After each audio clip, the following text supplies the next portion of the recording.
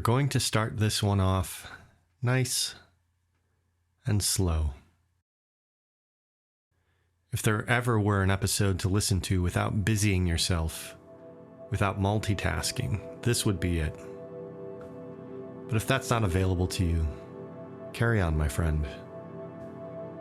Your moment of stillness will come. It's inevitable, I suppose. If you can, take a moment, wherever you are, to notice. Start with one object or space, perhaps. An orientation to something that pleases you. Something that feels, well, alive. You know, in that sense we just spent 3 episodes talking about. Notice the nature of order around you. Notice the light. Where is it coming from? There's always light somewhere. Well, almost always. Right now, for me, the light is coming from a lone window. The sun is shining directly on the carpet. I can see the dust dancing in the air. I can see everything in the room because of the light. It, really ties the room together, if you know what I mean. My study right now, where I sit, is not as tidy as it usually is. There's a pile of open mail that requires my attention sitting atop a box that such things belong in. A few zafus that should be stacked or strewn about the floor thanks to an early morning tea session with my 3-year-old niece. Her fishy cup still has a drop of tea in it. Yes, I said fishy cup. It's a tiny little teacup with a koi fish on the bottom of it. It's her favorite, of course. The nature of this order today has a little chaos in it. But the chaos is coherent with the order. Christopher Alexander wrote that wholeness is not an aesthetic preference, but the nature of the real. The world, he said, is always trying to become whole, and occasionally, if we are very still, we notice. Occasionally, the coherence of existence is present in the dancing particles of dust that flicker for half a heartbeat in the early morning light. Coherence is not just order, then. It's not just symmetry or tidiness or the absence of conflict. Coherence is the sense that everything belongs, even the shadows, even your junk drawer or chaotic closet. It is when a room feels welcoming not because it is perfect, but because nothing inside it competes for attention. Every part supports everything else. This is what Alexander meant when he talked about aliveness, the way things gain vitality when they participate in one another's existence. But we're not talking about architecture today. We're just going to talk about, well, that thing that's hard to talk about. The thing that existed before names or naming. Some call it the Tao, the ineffable way all things flow. To the Yoruba, it is the breath of life, the Ashe, which is also the force of change or creation. To us, it is the anima. But it existed long before the Latin language from which that word arose. Long before any language. What has all this naming done to our perception of spirit? To our perception of our entire existence? In the Shinto tradition, musubi is the generative binding force of the universe, the quiet motion that connects before it creates. It is the reason a seed bursts open, the reason rivers gather tributaries, the reason 2 strangers can, in the right circumstance, speak as though they have known each other for lifetimes. The literal translation, if you can say such a thing in Japanese, for literal, seems to really mean rational these days.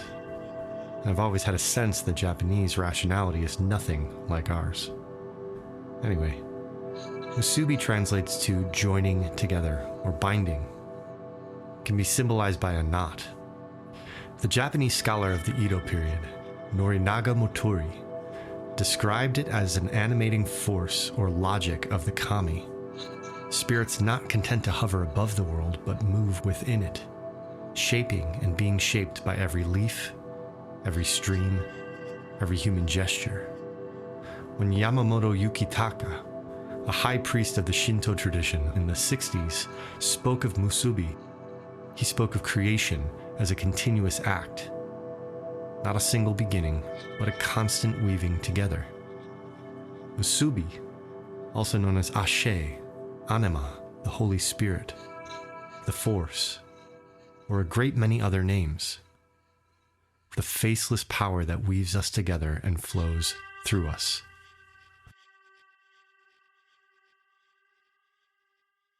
Take a moment to think of exactly how your life has been woven. For most of us, much of it comes from our parents and grandparents and their lineage. In Come of Age by Stephen Jenkinson, the author speaks of the loom and its magical undercurrents and architecture in our lives. Specifically, the book is on elderhood and the poverty of living in a culture without elders, without the time capsules of wisdom that is those who have come before us. For they are in fact the fundament of the weaving, the thing that binds a society together, binds a culture together. Jenkinson says, quote, "Think again of the wonder that is the weaving for a moment. There are the warp threads. Typically, they are the threads that you can see, whose choreography gives you the pattern and the harmonies of the cloth. And then there's the weft, those threads beneath the warp, holding it apart and together enough that it is proper weaving and not piles of thread on the floor. Weaving, the scene draped across the shoulders and outstretched arms of the unseen. The miraculous, no visible means of support. Seeing that, you can see the function of the elder in a living community. The elder is the amanuensis of the unseen. It's onomatopoeia. The elder is the amanuensis of the unseen. It's onomatopoeia."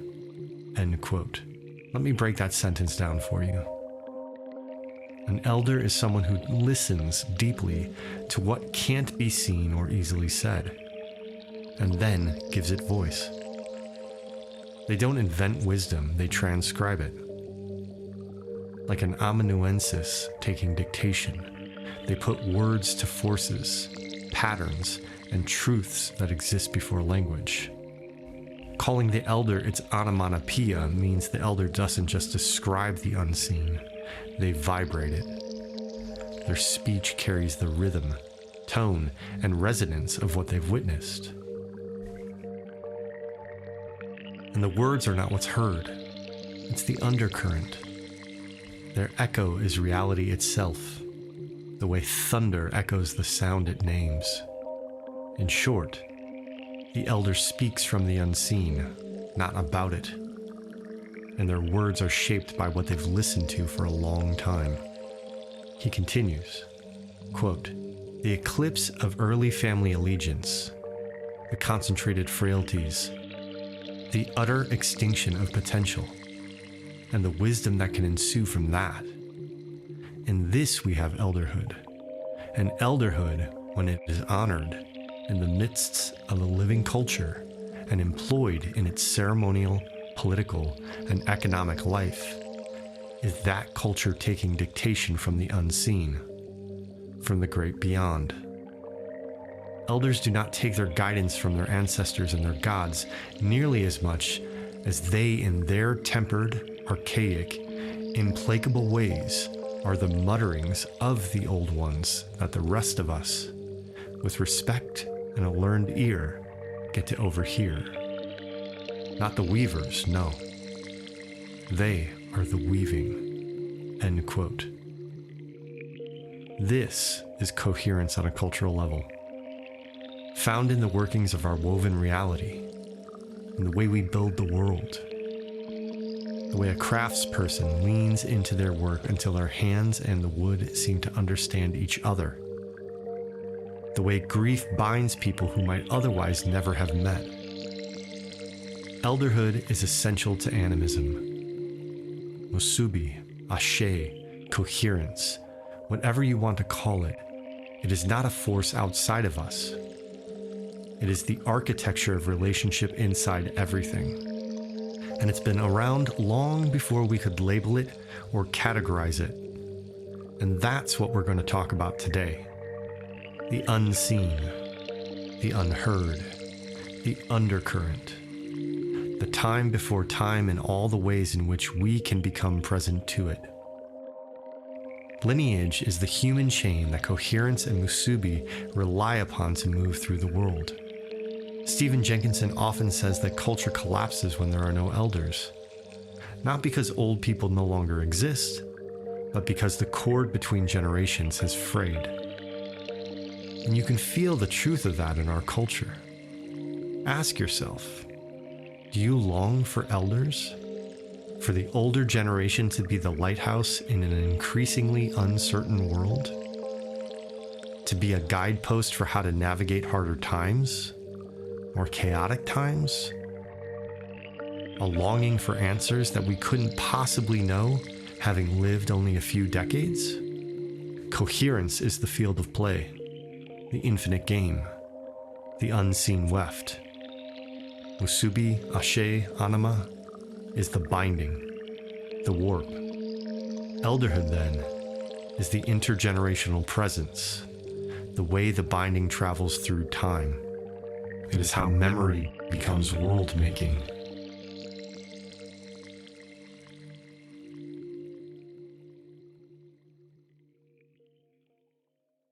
When my grandmother died in 2016, something died with her. Mind you, my grandfather had died a decade before that, and the family dynamic remained intact. But Nani, as my younger cousins called her, she was the warp. She was the binding agent. Because she would sit and listen and drink coffee with you until midnight any day of the week. She cooked until she couldn't cook any longer. And by then her children were so used to being at her house on Sunday night and sharing a meal that they couldn't do otherwise, and they cooked for her. My grandmother had a gravity to her.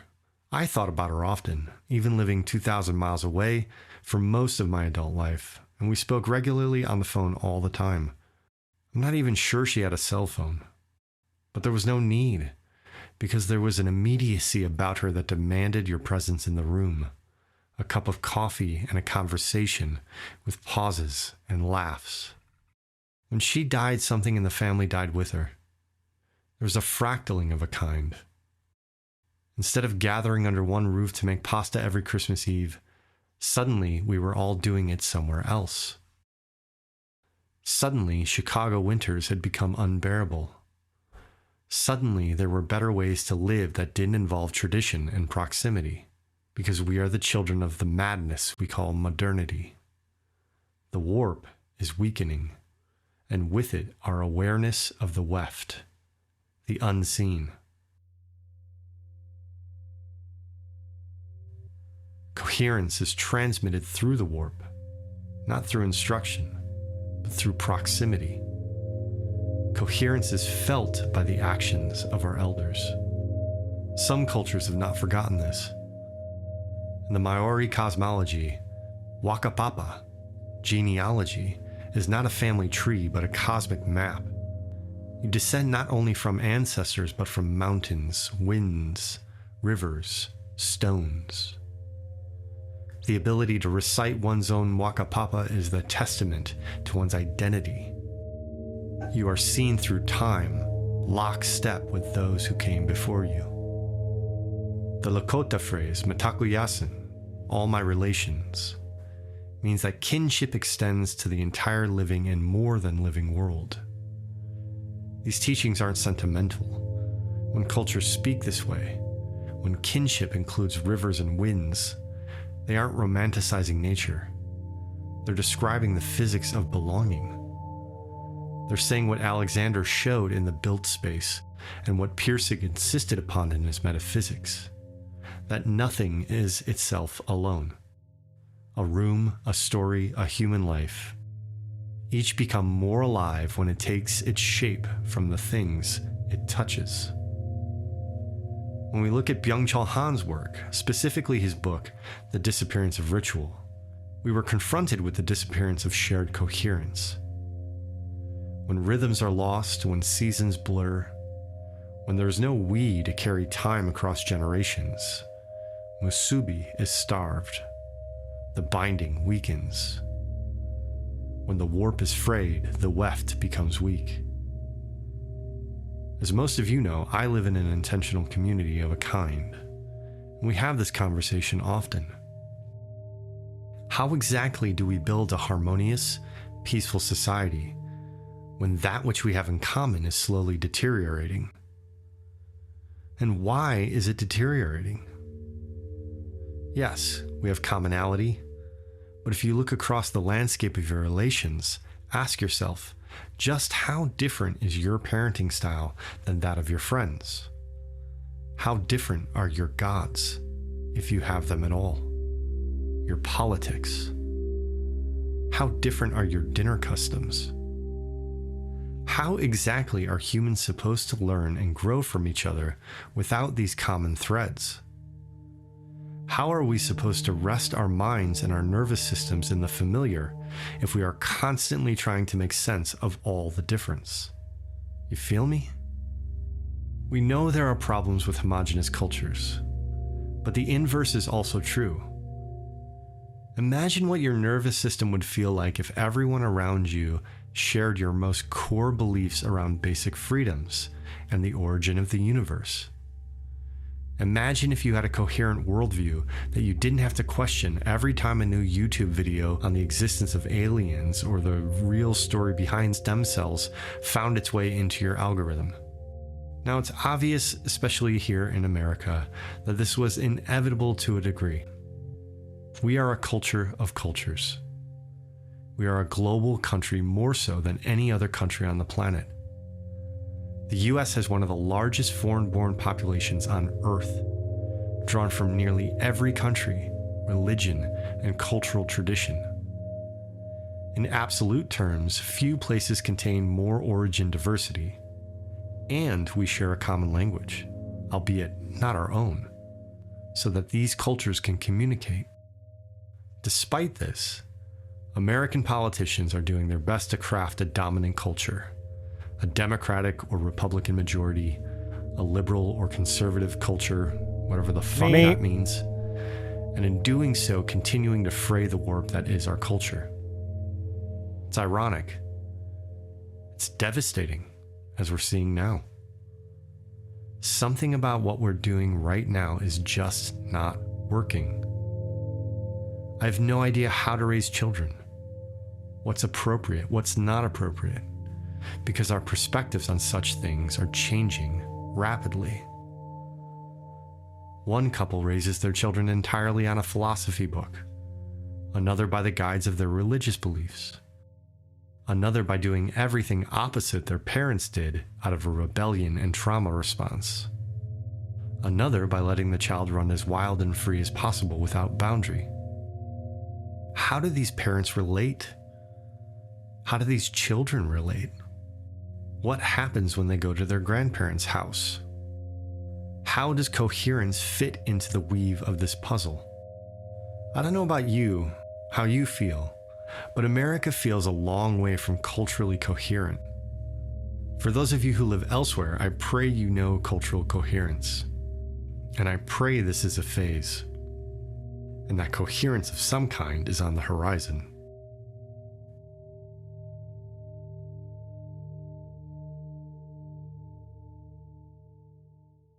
Back to Jenkinson. Stephen Jenkinson made his living as a poet by drawing our attention to the deeper meanings embedded in our spoken and written language. Meanings that sit openly before us, yet so often pass by without being seen. He has a way of exposing the weft beneath the warp, so to speak. Consider his treatise on the word arche. He says, quote, "This isn't a word that stands alone in modern English. It is, however, the root of a half page of words in the standard dictionaries, and it deserves a second look from us now. As an adjective, it means clever, sly, roguish. As a prefix, it means something like chief, principal. It also has the shade of first, original, which is something closer to its Greek beginnings. Already you can sense the dance in the word. Now consider something simpler, the arch. In the foot, in the doorway of an old building, it is the crucial shape that binds by mutual pressure and can sustain a load. This dynamic incarnated meaning gives us something like the primordial sense of the word. The arch was an extraordinary thing once. It was a mythic structure in that it was a nothing that bore up everything that rested or depended upon it. Peasants who had never seen one coming from the countryside to a newly built church to pray couldn't be persuaded to pass underneath it. They couldn't tell the diabolical from the divine when they saw it, and for good reason, because the arch marries the two. The Roman arch was something of a squat Mediterranean affair. It had a wider stance and a modest soar. The Gothic arch, its Northern European grandchild, was a faithful sign of the devotional life of its time. It raced skyward toward the remote one true God, and it did so by contracting its stance, by narrowing its contact with the ground it relied upon. It would have swayed with the first strong breeze or collapsed under its own weight, had it not the extraordinary ancillary structures, the flying buttress, for one, way up in the air to replace the wide stance it had forsaken for the sake of leaving this mortal coil.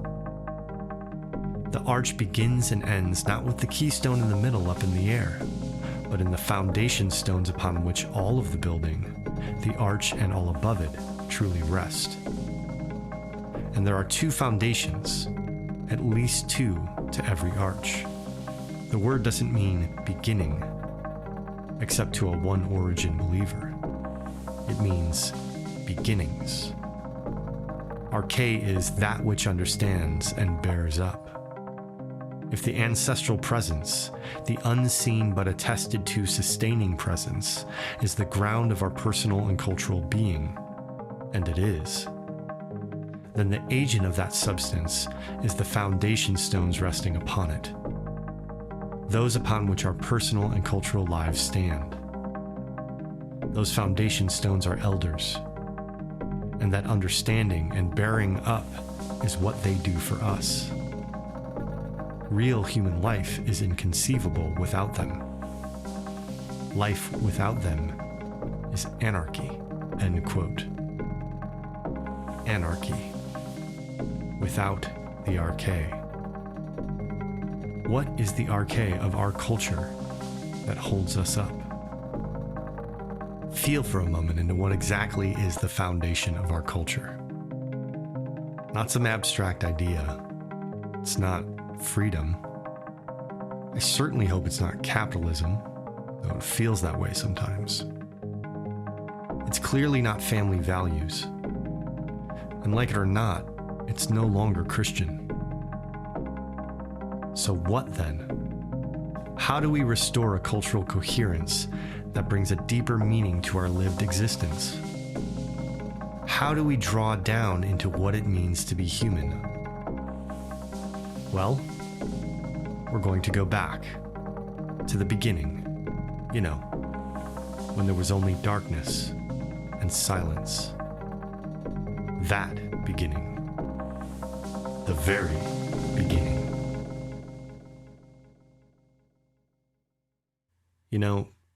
The Church of Infinite Harmony is an animist church. We are begging humans to remember and reignite their ancestral relationship with all of Earth. To remember a living world, not just one that can be bought or sold. If we are to restore it, of course, then it is important to understand how and what exactly has become lost. We ask that humans honor the great mystery, That we stop pretending we know our mouths from our Hey, assholes come on now. and grant the universe a little well-earned reverence. Let's once again look at the human condition a little closer, shall we? Let's explore why, as we've mentioned before, the most ancient texts implore us to look beyond what is being said and listen to the name of the wind. Let's explore the origins of animism, the origins of our consciousness, as if such a thing were possible, and the golden threads that weave us together. And if we're lucky, if we're quiet enough, awaken to the all-encompassing sound of silence. Today, on the Infinite Harmony podcast. I hear the silence calling me, so softly calling me to what I have always been. I hear the silence calling me, so softly calling me to what I have always been. I surrender to this mystery. I awaken to the beauty. I surrender to this mystery. I awaken to the beauty. I am burning and burning in your grace. If you look closely, the question of why cultures began with animism is really a question about how consciousness first met the world. Before modern language and its layers of abstractions, before metaphysics, before theology hardened into institutions, human beings encountered a universe that moved, breathed, shimmered, and responded. Animism wasn't a belief system in the modern sense. It was the default grammar of reality. It was the first language in which the world spoke back. Part of this is cognitive, part is ecological, and part is existential. So let me braid them together the way you'd expect me to at this point, through story, anthropology, philosophy, through the way our bones still respond to the wind in the trees. The anthropologist Nurit Bird-David argued something radical in her rereading of animism, that it was never a primitive misinterpretation of the natural world, but a relational epistemology. In other words, early humans didn't assume the river had a spirit because they were naive. They assumed the river had a spirit because they had a millennia-long relationship with it, one in which the river behaved, changed, offered gifts, punished carelessness, shaped migrations, and carved memory into the land. In this worldview, personhood is not restricted to humans. It is extended to anything which one has an ongoing, responsive relationship. Or as Josh Schrey would say, animism is normative consciousness. Bird-David mentions something rather interesting in her journal, Animism Revisited. She speaks of the ancient peoples as dividuals. Now, I'd never heard this word, but apparently it's a word and it predates the modern individual. The etymology of dividual is something akin to divisible, and in the case of individual, the prefix in means not.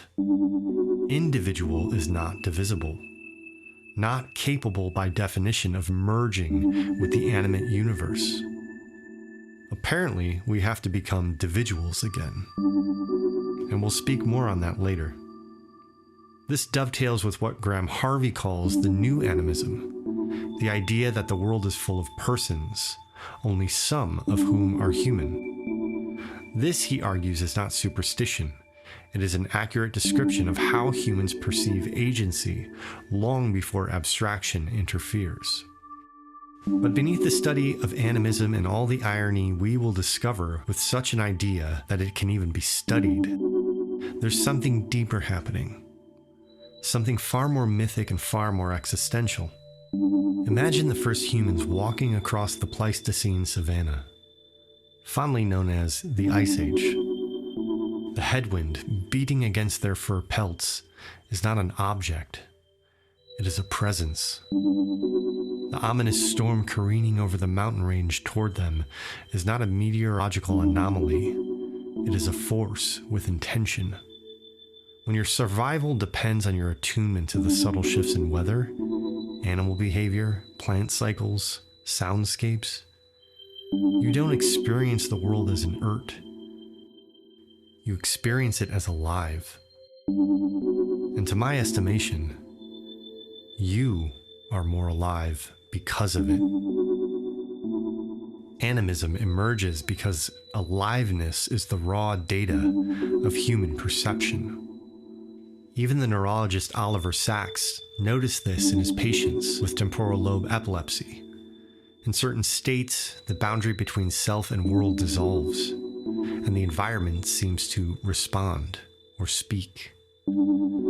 Sacks wasn't making a claim about spirits. He was noting that the human brain is wired to detect agency long before it detects mechanism. So early humans, living in direct reciprocity with the land, experience the world in a constant feedback loop. You give something, something responds. You take too much, the world tightens. You listen, the world teaches. There's no need for belief. It's relational living. James Frazer in The Golden Bough mistakenly framed early animism as cognitive error, an infant form of science. But Robert Bellah in Religion and the Human Evolution corrected him. He suggested that animism wasn't pre-scientific, it was pre-separate. Humans had not yet split the world into subject and object. They lived in what phenomenologists called a participatory ontology, a world where the self and world are continuous. As you know from previous episodes, this is a point of contention in my personal philosophy of how we can become more present, more embodied, more alive, dismantling the subject-object relationship. Merleau-Ponty writes in The Phenomenology of Perception that the body's first instinct is not to categorize, but to intertwine. He says, quote, "The world is the natural setting of and field for all my thoughts and my explicit perceptions. Truth does not inhibit only the inner man, or more accurately, there is no inner man. Man is in the world, and only in the world does he know himself." End quote. Before thought, there is participation. That is animism. And once you understand animism as participation, something else snaps into focus. All cultures begin with animism because it is the metaphysics of childhood, of specieshood, of life itself. Children today, before their education prunes away enchantment, intuit that trees listen, that animals feel, that water remembers. It takes years of industrial conditioning to teach them that none of this is true, even though it is. All this leads to one primary golden thread of this podcast, which is the influence of language as framework we exist within, trapping us within the cages of our own minds, unable to relate to the living. David Abram, in The Spell of the Sensuous, argues that alphabetic literacy played a key role in breaking the animist worldview.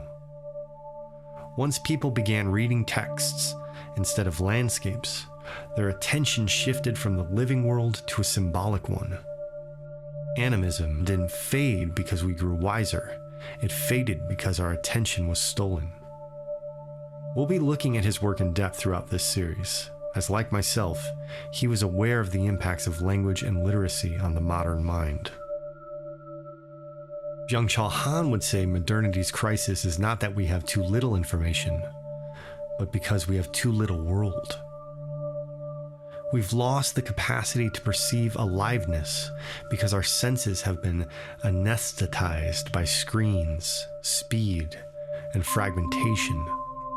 And this connects to our own work. Animism is coherence perceived as kinship. Animism is musubi before the word musubi existed.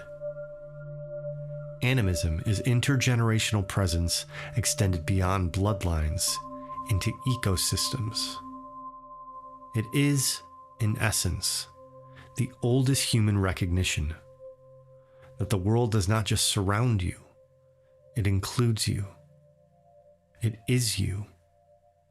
And that every tree, animal, river, ancestor, wind, every relation is an expression of the same living field. So why did all cultures begin with animism? Because it's not a belief. It is the perceptual truth of a world experience without abstraction. It is the universe meeting the human animal in its rawest, most honest way possible. It is our first metaphysics, our first ecology, our first cosmology, our first home. Do you ever feel like you've never quite found home in this life? I do sometimes. Like I don't belong in this world. Like this world doesn't embrace me in the way that feels like home. I challenge you with this. Animism didn't die. We just became deaf to it. But the world hasn't stopped speaking. It never will. There's a peculiar moment in the life of every culture when it first learns it has a religion.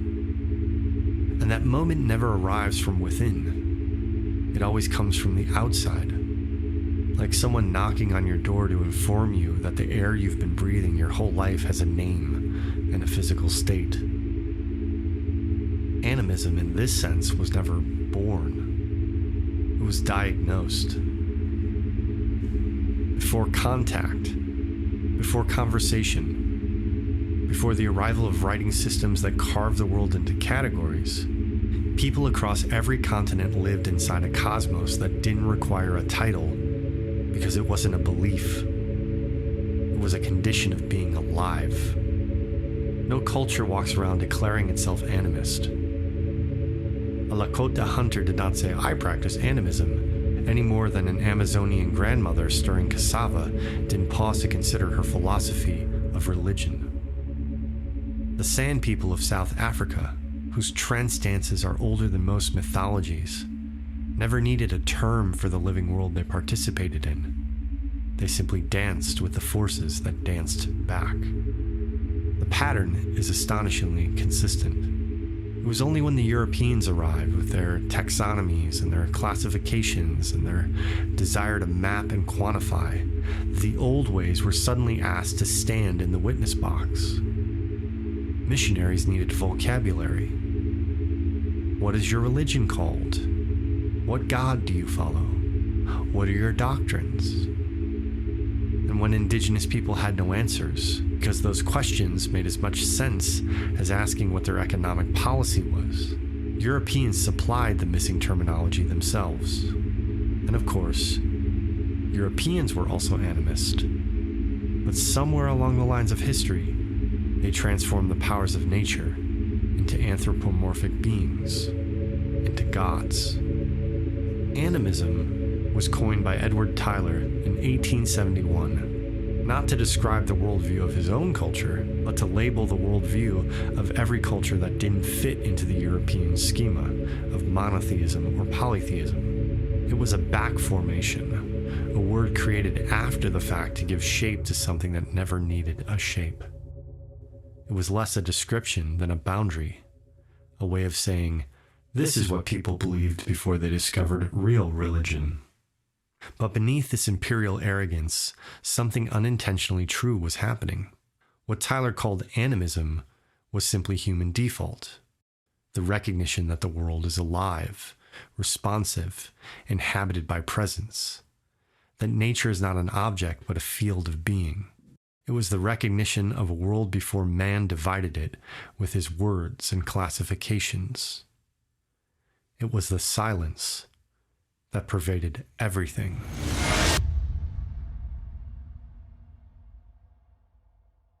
Only when cultures collide, only when a competing worldview enters the scene, does the unnamed become named. The moment a tradition must explain itself to someone who cannot perceive its world, it becomes a religion. It becomes a system. It becomes an ism. And this naming is always a diminishment, an abstraction. The name is bounded. The nameless is eternal. When the world itself is alive, language doesn't need to capture it. Presence does. Relationship does. Participation does. Animism is not the belief that everything has a spirit. It is the recognition that everything is a spirit, or rather, that spirit is the name we give to the aliveness that moves through all things. You feel this before you can articulate it. You lose it only when abstraction replaces intimacy. The irony is that animism is not the primitive worldview. It is the primordial way of being. It's the breath of life that awakens when we quiet the rational mind and start to feel the pulse of existence. Whenever the structures of modernity crack, whenever people return to the land, whenever the human heart remembers how to listen. It is the unnamed because its true name is the world itself. Aho, Ashe, Amen.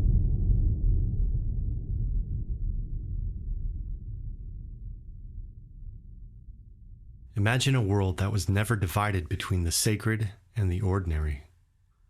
A world where the breath of the forest, the crash of water against the stone, the dance of the dawning light as it enters a wooden doorway, and the cry of a newborn babe were all part of the same infinite family. This is the world of Shinto. Long before Japan had a name, before its islands had risen fully from the sea, there were two siblings whose story read like the first dream the world ever had. Izanagi and Izanami, man and woman, brother and sister, who stood upon the floating bridge of heaven, stirring the primal ocean with a jeweled spear. From the drops that fell from its tip, the islands of Japan coalesced like dew, becoming a tiny world in a vast ocean. When they stepped down upon the soft newborn earth, their footsteps were the first rituals, and their breath was the first wind to carry intention. Their union birthed mountains, rivers, mists, and the gods. The kami were not hierarchical, but woven directly into the matter of the world. Fire was kami. Wind was kami. Rice was kami. Even the tenderness between people could be kami if it held enough sincerity.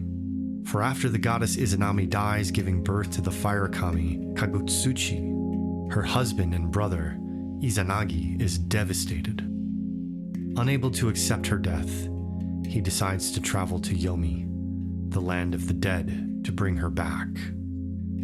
Yomi, the shadowy, decaying underworld, the underside of the land of the rising sun, the inversion of the sprawling rivers and forests of their great island.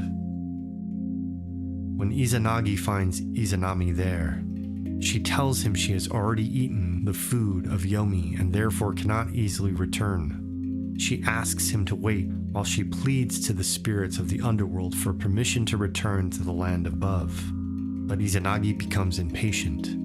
He lights a comb from his hair like a torch and looks at her, and what he sees horrifies him. His sister's body is decaying, crawling with maggots, and thunder deities cling to her rotting flesh. Enraged and ashamed that he has seen her in this state, she sends the spirits of Yomi to chase Izanagi back to the world above. He flees towards the entrance of the underworld, pursued by demons and thunder gods. And just before escaping, he throws objects behind him, grapes, bamboo shoots, to distract his pursuers and ward them away. When he emerges from the underworld, he seals the entrance of Yomi with a massive boulder. From the other side of the stone, Izanami shouts that she will kill 1,000 people every day in revenge. Izanagi replies that he will cause 1,500 people to be born each day. Thus, the cycle of death and birth are written into the world. There are many stories of the gods traveling to the underworld. Freya for her son Balder, Orpheus to retrieve his beloved wife Eurydice. All who make the journey find that there is a way to retrieve that which they desire, and yet somehow all fail. And thus we are taught that in order to understand the anima of life, we must understand the inevitability and finality of death. For even the gods have no sway once the coins are placed upon our eyes. After escaping, Izanagi feels defiled by his contact with death. He performs a ritual purification, misogi, by the river, and during this cleaning, more kami are born from his body. When he washed his left eye, Amaterasu, the sun goddess and queen of the kami, is born. When he washed his right eye, Tsukuyomi, the god of the moon, was born. And when he washed his nose, the trickster, Susanoo, was born into the world. These are just some of the stories of the animists, of the old ones, of the first peoples, of the uncontacted tribes. There are stories. Just a few thousand years ago, they were the only stories. They are older than all the written doctrines. They are the residual warmth of the world's first coherence. If Taoism whispers that the way is the mother of all things, Shinto smiles and answers that all things are the children of the way. And if in the Upanishads the divine is the inner fire, Shinto replies that the divine is the outer world as well, and that the flame inside you is not different from the flame inside the mountain, or the rice stalk, or the ancestor whose hands shaped the tools we still use. The kami are not supernatural, they are ultra-natural. They are what the world looks like when you see it without numbing, without the habit of treating everything as inert. A waterfall is kami because it teaches consistency and transience in the same breath. A giant cedar is kami because it stands where generations of humans have come to soften their questions. A sword can be kami if it were forged with devotion. A child's laughter can be kami if it reveals the world's original joy. Shinto shrines, those quiet sanctuaries tucked into forests, perched on mountaintops, or leaning into the whisper of the sea. They're not built to contain the divine. They are built to frame it. I've had the privilege of standing beneath the Itsukushima shrine of Miyajima Island, the great Otori Gate, and can speak to its power. It reminded me that when you pass beneath a Torii Gate, you are not entering another world. You are entering this world with your senses awakened. The path is swept not because the gods demand it, but because care sharpens perception. The offering of rice or sake is not tribute, it's reciprocity. Shinto's rituals are not bargains, but gestures of coherence, invitations for musubi, the generative binding force to move freely again. And there is lineage here, a lineage of presence, the old priest sweeping the stone path in the rain, the grandmother placing a bowl of food at a small household shrine, the child folding their hand before a towering cedar. These acts are intergenerational bridges, carrying forward a world where nothing is separate, nothing is unimportant, nothing is without spirit. If you walk far enough into Shinto's heart, you don't find theology, you find sensation, that the world is alive, that it pays attention, that it remembers, that it's your companion. The mountains know your footsteps. The river listens to your grief. The wind carries your intentions farther than you imagine. Shinto is not a system, it's a relationship. But here's the important part, a little golden thread we're going to weave throughout this podcast. The Japanese did not originally call their indigenous practices Shinto. They simply lived within a world of kami. There was no system, no categorical name, because there was no competing worldview from which it needed to be distinguished. This might be difficult to illustrate on an audio podcast, but one of the reasons I'm talking about Shinto as opposed to other animist traditions is because of the fascinating aspect of Japanese language, specifically the kanji, or characters we're familiar with. Firstly, they came from China, possibly through Korea, somewhere around 500 CE. Before this moment, Japan was entirely oral. That means that animist traditions we now call Shinto existed for what is likely a millennia without written codification. Archaeological evidence from the Jomon period shows ritual figurines, dogu, sacred sites, and burial practices strongly suggestive of animistic cosmology that dates back as far as 14,000 years. The Yayoi period, which began around 300 BCE, introduced rice, agriculture, and more structured ritual life. By the time the kanji arrived, Japan had already lived inside a relational, kami-filled world for well over 1,000 years, and likely far, far longer. The word Shinto itself is kind of a cultural hinge, an old doorway built only when Japan needed a name for something that had, until then, simply been the way the world was. Its origins are straightforward on the surface, but reveal a deeper linguistic and philosophical story. Shinto is written with two Chinese characters. The first is Shin, which is also kami, spirit, God, numinous presence, ancestral or natural divinity. All ways of describing this character. The second, Do, or Do, is the way, the path, the abiding course of things. The same Do that we find in Tao, or Taoism. Together, Shinto, the way of the spirits. This word only appears after Buddhism arrives around the 6th century.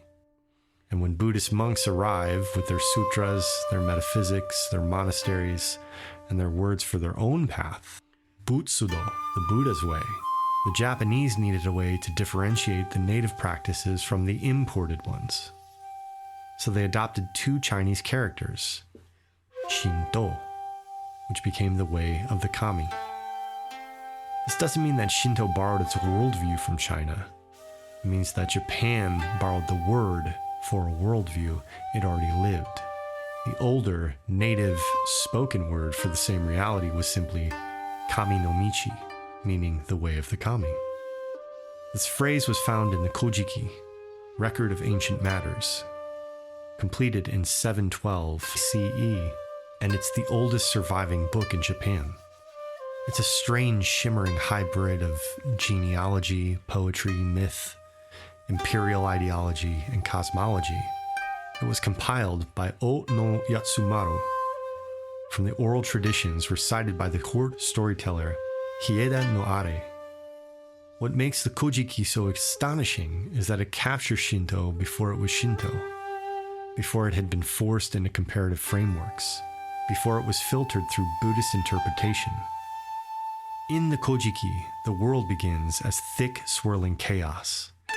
Something like the Taoist Hundun, out of which first kami emerge almost like dew, forming on the early morning grasses. This is the first place we read the story of Izanagi and Izanagi. 4 years later, in 720 CE, the Nihon Shoki, Chronicle of Japan, was completed. It is more formal, more politically conscious, more aligned with Chinese history.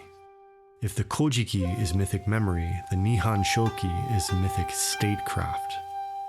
It places the imperial line directly in descent from Amaterasu Omikami, the sun goddess, thereby sacralizing governance and unifying clans under a single cosmic narrative. It is meticulous, where the Kojiki is intuitive, didactic, where the Kojiki is poetic. But both are essential. Together they capture the moment when the Kami no Michi shifts from oral cosmology to written lineage, from something lived to something curated. And yet, if you read them closely, they are not fossilized texts. They breathe. They reveal a world in which humans, gods, animals, landscapes, seasons, and ancestors are all expressions of the same underlying aliveness, the same primordial coherence which is our birthright, what the Shinto priest Yukitaka Yamamoto called musubi, the generative binding force that births and binds all things. And this is the deeper point. The Kojiki and the Nihon Shoki are not myths, they're technologies of memory. They preserve a world in which the Kami no Michi is the condition of existence. They tell us that reality itself is relational, that beings arise with one another, not apart, that the world, in its earliest telling, was a conversation, not a machine. If you step back quietly into the pages of these chronicles, what you hear is not the clanging of ancient dogma, but the murmur of a living lineage, the same murmur rising from cedar forests, from shrine courtyards, from the simple offerings of rice and water placed before the altars in the villages across Japan for thousands of years. Kami no Michi is not the past, it is the pulse beneath the present, still animating the world, inviting us into relationship rather than domination, coherence rather than fragmentation, presence rather than abstraction.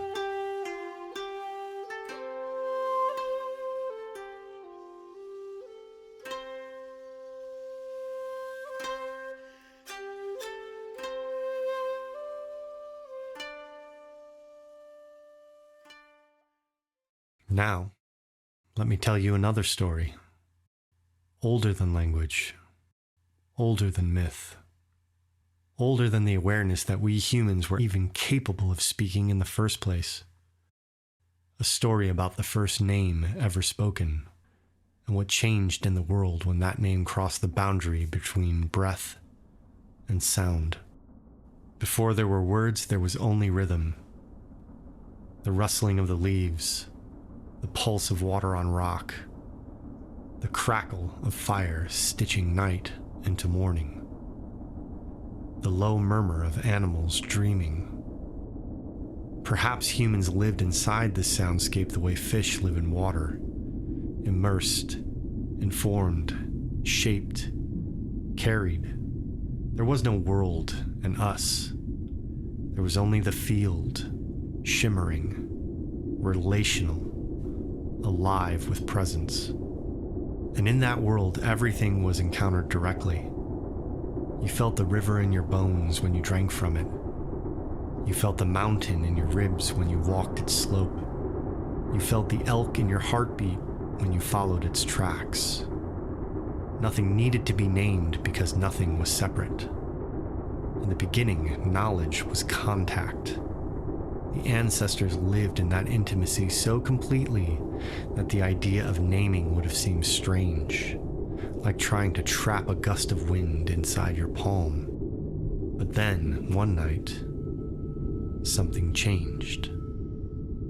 Our little myth says it happened in winter, when the air thinned and carried sound farther than usual. A young human, someone whose name was never known because they lived before the age of names, sat by a fire at the edge of a clearing. Snow drifted down, quiet as ash. The trees leaned in. Across the clearing, an enormous stag stepped out from the darkness. Its antlers were frost-laden, catching the moon's light like a constellation. The young human felt awe rise in her chest, that old, trembling reverence of anima. And then something unprecedented happened. The human exhaled, and without meaning to, without knowing why, made a sound, a syllable. It wasn't a label. It was an attempt at recognition, an approximation of the stag's presence, rendered into human breath. Something like, Aru.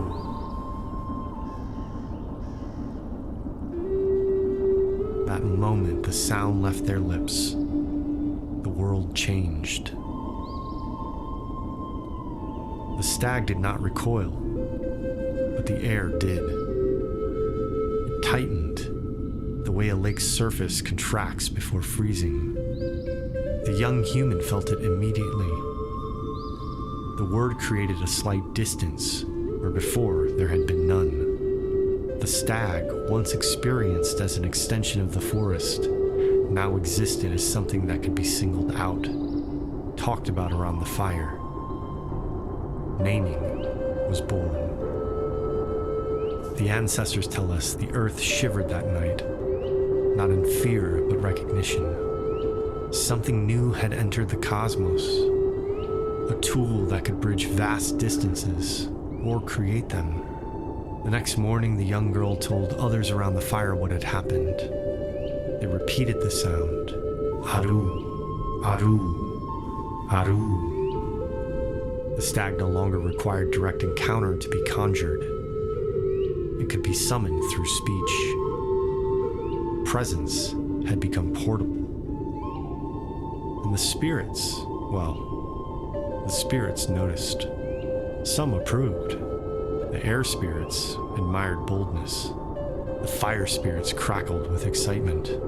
Here, at last, was a creature capable of weaving worlds made not only of earth, but of sound. Others grew wary. The river spirits murmured among themselves. Naming felt like a boundary. If humans could name a thing, could they forget its real face? What power did this naming have? The elder spirits, those who remembered the first dawns of the world, gathered in ceremony. They placed snow on their tongues. They sat in silence. If they had used words, they might have said something like, "Words are gifts, but gifts are a blessing.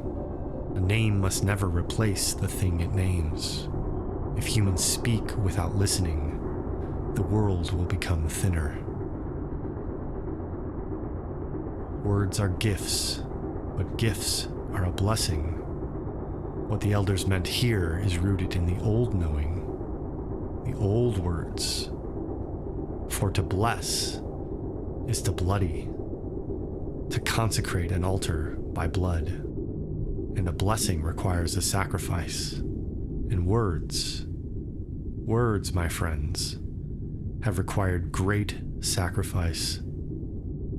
The sacrifice of the great presence, the direct encounter of what lives within and around all of us. And so the tension was born. The tension every animist culture later inherited.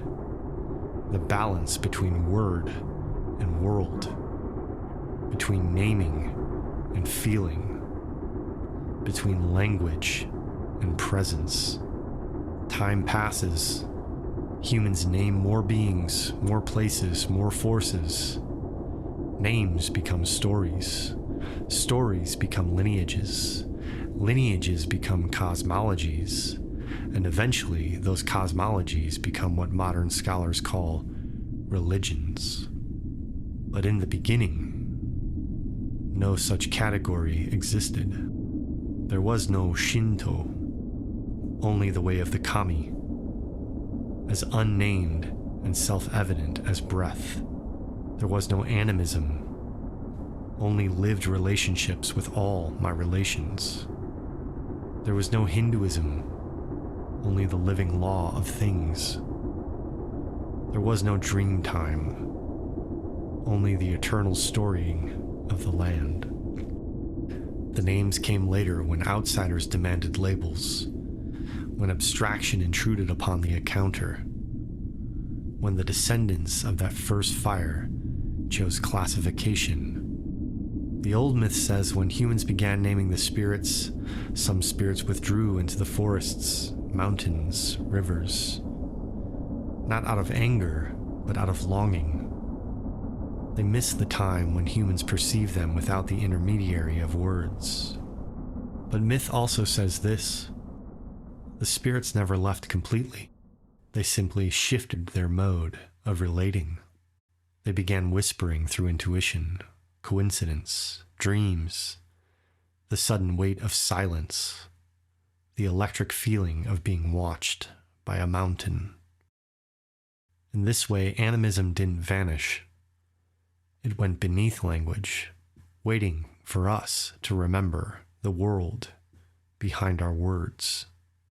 And perhaps that is the invitation now, not to abandon naming, impossible and unnecessary, but to soften it, to hold names like lanterns, lighting the way but never mistaken for the landscape, to speak with awareness that a name is a bridge, not a verdict, to sense again the presence beneath the syllable, because the first name ever spoken was not a reduction, it was reverence, a trembling attempt to honor what overwhelmed the human heart. And maybe, just maybe, the spirits have been waiting ever since for us to speak like that again.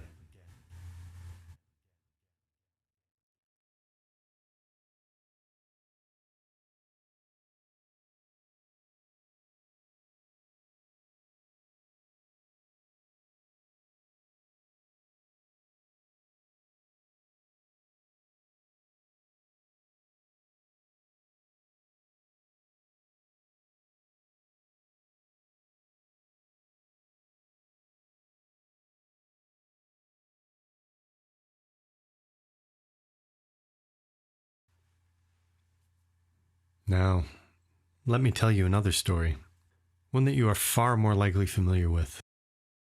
This one is older than time, perhaps the oldest. Its name is also the first word of its tale. Bereshit, Genesis, in the beginning. In the beginning, God created heaven and earth. Earth, though, was formless and empty. So he said, "Let there be light," and there was light. By naming, he separated the light from the darkness and thought to himself, "Light is good." When he named the light, in a sense, darkness too was named. The undifferentiated universe became distinct, for the light separated the darkness. Polarity was born, and through its birth, the entire universe. By the act of speaking. The naming doesn't just describe reality, it cleaves it, and then, to boot, he decides it's good.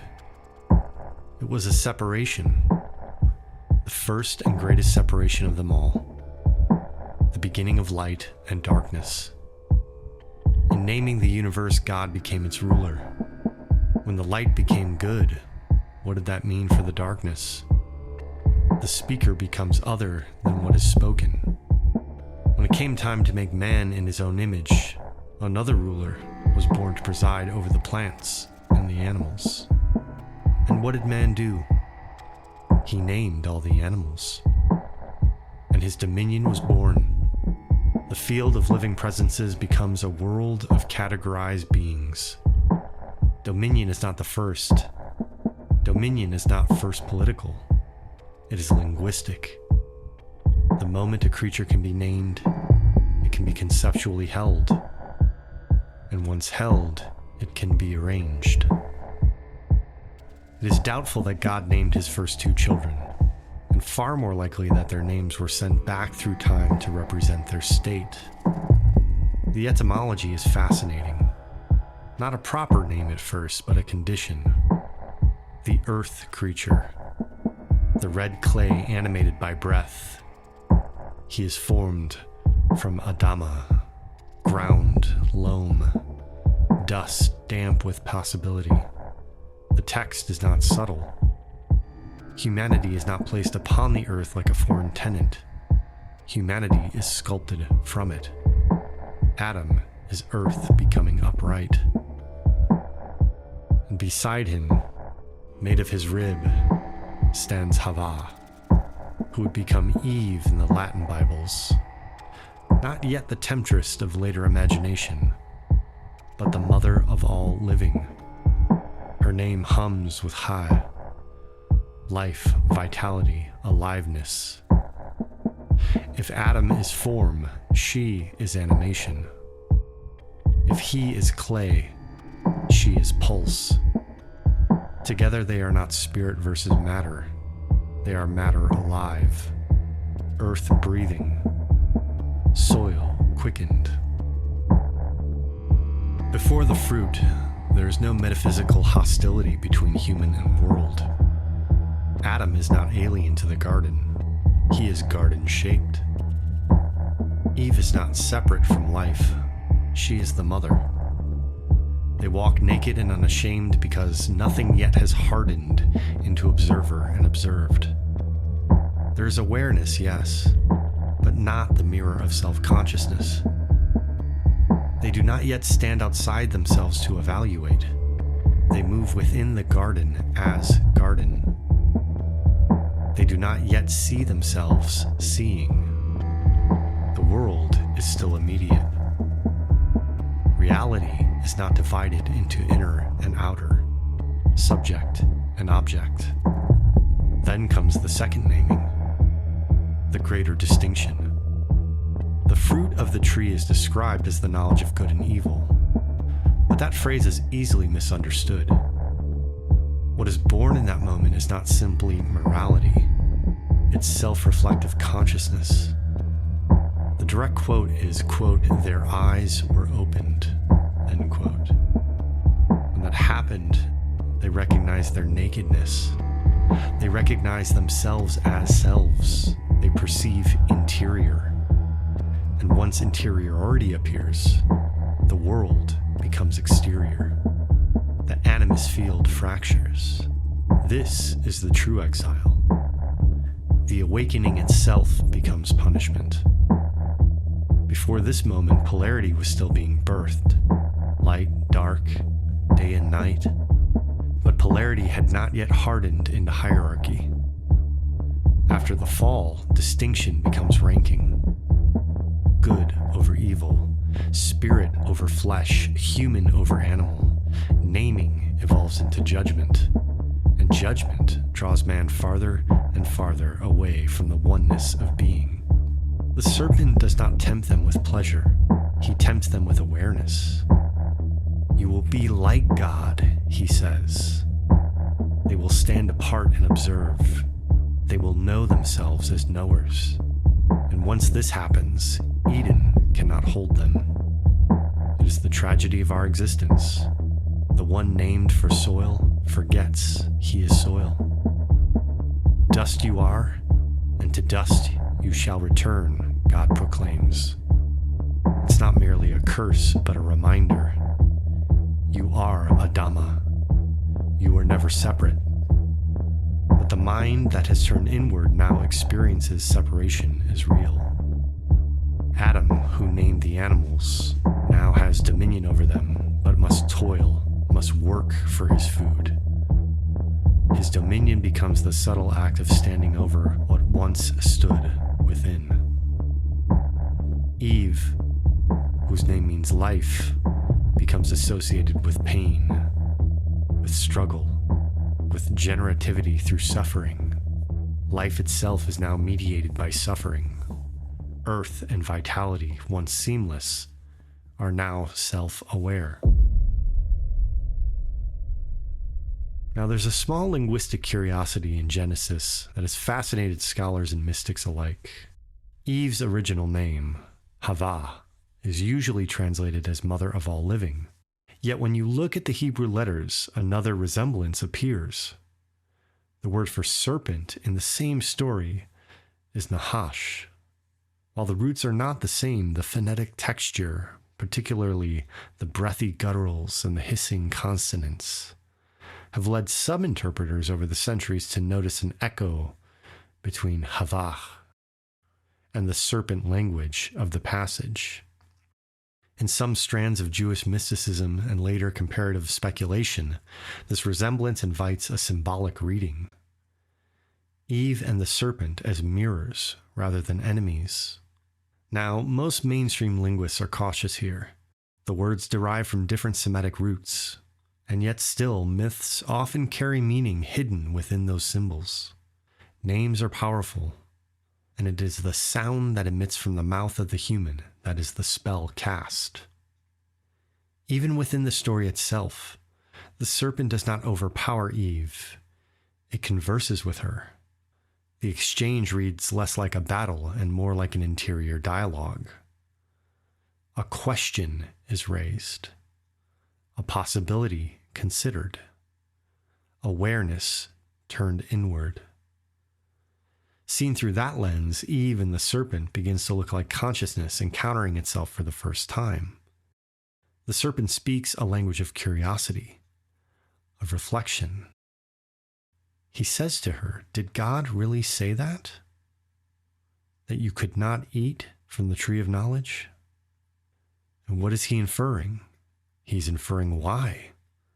What are we that we cannot partake in all of his garden? What is he? Metaphysically, in a universe of one consciousness experiencing itself subjectively, this could only be true. The fall is not simply a mistake of a disobedient child. It's the symbol of the birth of dual consciousness, the moment when awareness begins to question its own conditions. The serpent raises that first question. Eve, the faculty that receives and considers it, asks her own question: what am I? And from that question arose the strange and powerful creature we have become. Earth-born, life-bearing, and forever asking questions of the mystery that made us. And so the flaming sword was set at the eastern gate, a living fire that turns in every direction, a blade made of discernment itself. It doesn't merely block the garden, it guards a mode of being. For what stood behind it was not only Eden's trees and rivers, but the tree of life, the tree of immortality. If a divided consciousness became immortal, then it would suffer in its division eternally, and perhaps be incapable of reunification. The sword was a mercy disguised as terror, preventing the eternal reign of the self that now knew shame, judgment, and hierarchy. The very faculty that had cleaved light from darkness, self from world, now stood watch, sealing the threshold it had opened.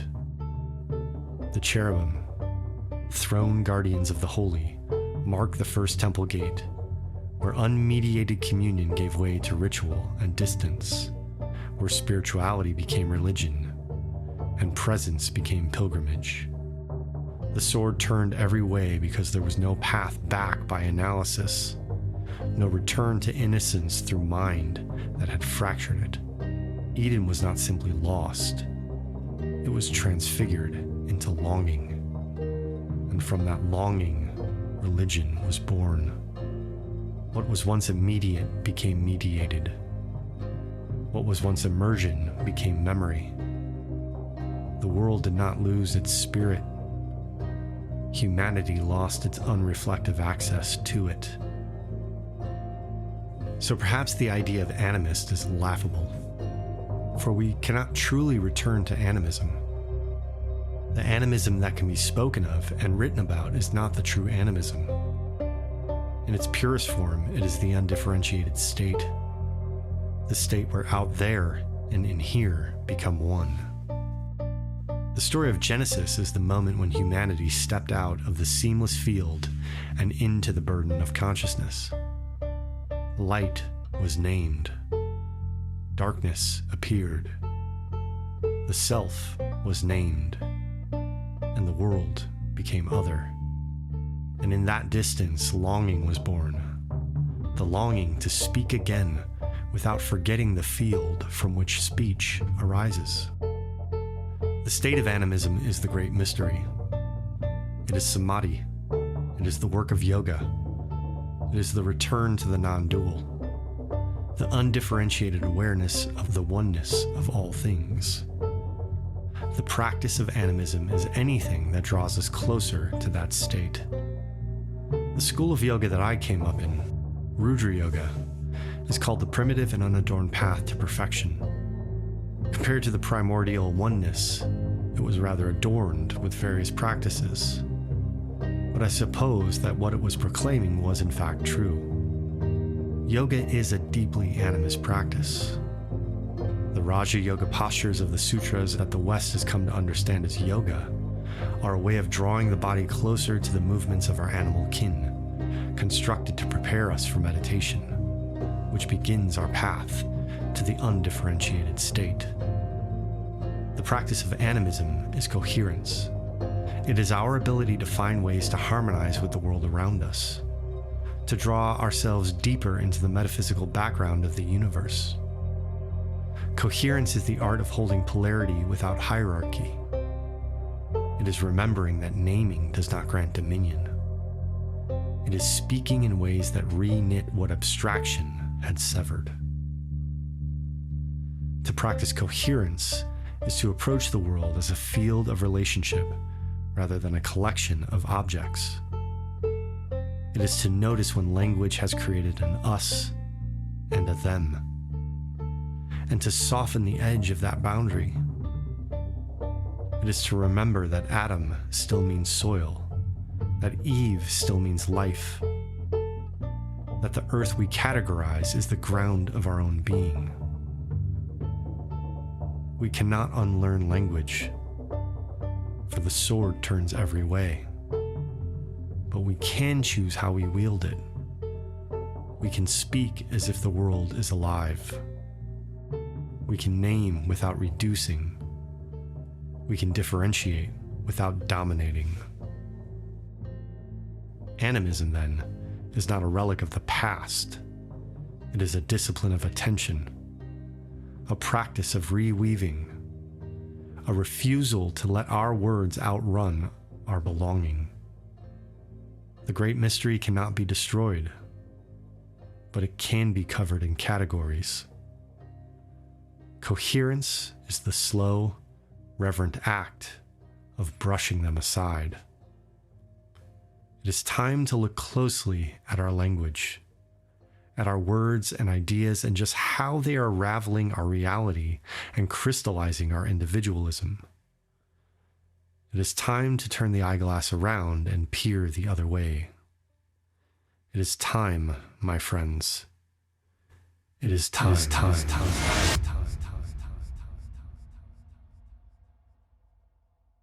Now, if language is the blade, then look carefully at how it is being thrust into the heart of our culture in our own time. We are living in an age where speech no longer seeks coherence, but saturation. Political strategist Steve Bannon openly spoke of propaganda, a particular technique called flooding the zone, overwhelming the public sphere with so many claims, counterclaims, narratives, half-truths, that orientation collapses. The goal is not persuasion, but quite the opposite. The goal is exhaustion. a complete saturation of the information ecology with so much noise that the signal is no longer discernible. When language becomes noise, trust erodes. And when trust erodes, shared reality dissolves. How many social and political institutions do you trust? How many of your friends and family feel untrustworthy because of their beliefs? Hannah Arendt warned that totalitarian movements do not require citizens to believe lies. They require citizens to lose confidence that truth is even accessible. Once that threshold is crossed, people retreat into tribe, into ideology, into hardened identities. Us and them calcify. Language ceases to mediate reality and begins to manufacture it. The animist field, the shared sense of being inside one living world, gives way to competing symbolic universes. This is modern Babel. Every iota of data in your feed is manufactured to gain your consent, to gain your attention, to convince you it's true. And every time you bite, the fragmentation widens. All of it. Every story about a reality you can't see, feel, touch, taste, or prove through observation, but are supposed to accept as law of reality, is feeding on your attention, and probably making money doing it somehow. We've talked about this plenty. Your sense-making capacity is likely hijacked or flooded. If you have an opinion about any of these wars that you're willing to debate, they've got you. Totalitarianism thrives in fragmentation. It feeds on mistrust. It widens polarity into hierarchy. My truth over yours. My nation over yours. My people over yours. The fracture deepens not because language exists, but because language is weaponized to sever coherence. How many times have you seen someone ranting on your opposing news station and just silently wished to yourself that everybody would just shut the fuck up? Where is the silence?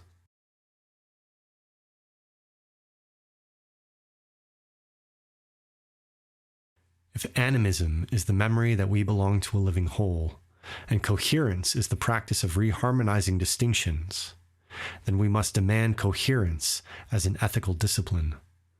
We must refuse to let language reduce neighbors to abstractions. We must refuse to let narratives harden into dehumanization. The rise of totalizing ideologies is not merely political.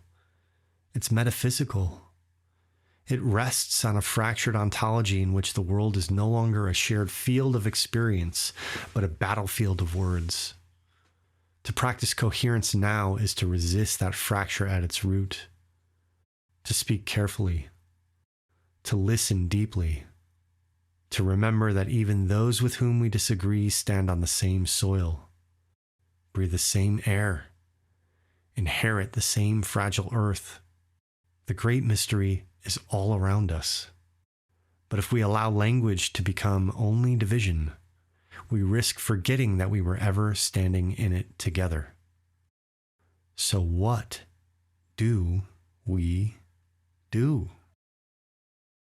Sometimes I wish we could all just be quiet, just for a moment. All sit down and be quiet and feel everything. All of us. At once, just stop. Stop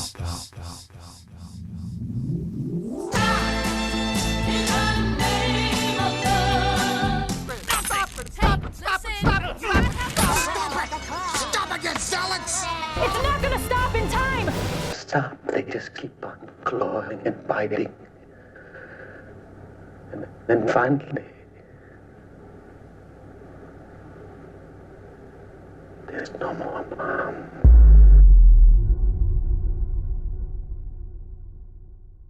I think about silence sometimes. I think about taking a vow. What would happen if I stopped talking for a year? If I had no choice but to observe the primordial stillness from the vantage point of silence? It's a peculiar rebellion available to us now. I mean, does a well-crafted argument ever feel like it's going to change anything? Just one more YouTube video or podcaster to say it in just the right way that convinces everyone to stop fighting? Some are waiting for Jesus. Some are waiting for wild stallions, if you know what I mean. But the world is moving on, isn't it? We always have the choice of silence. Not the polite silence of restraint. Not the wounded silence of retreat. But extended, intentional, vowed silence. The kind that presses against the scaffolding of the identity itself. From the back of Be Here Now by Ram Dass, I read this morning this on the value of silence, which I'd be curious to have both of you relate to. Stop talking, stop thinking, and there is nothing you will not understand. Elaborate on that a little bit. Well, because who is thinking and who is talking? It's the mind. It's not the real you. The real you seems to be witnessing everything without taking part in anything. I would say that if you just sat down quietly and started to follow your breath, and every time you have a thought, even the thought, I'm following my breath, or I wonder what's going to happen, you let the thought go by, just as if you were watching leaves go down a stream. Just letting the thoughts go by and keep returning back to the breath. And for just 20 minutes, you follow your breath. That's all. You will know more than all the discussion we can have about how your own mind keeps creating stuff and the quiet space right behind your own mind.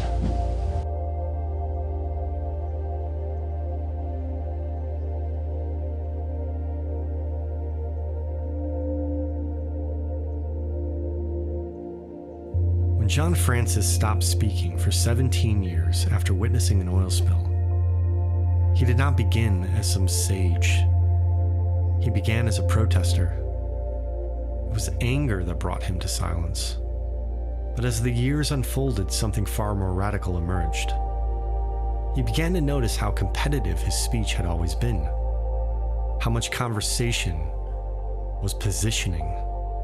Without the ability to interrupt, clarify, or defend, he became a listener in a way that ordinary life rarely allows. Tone, posture, hesitation, breath. These details surfaced. The world gained texture. Silence did not render him passive. It sharpened him. It stripped away the reflex to assert.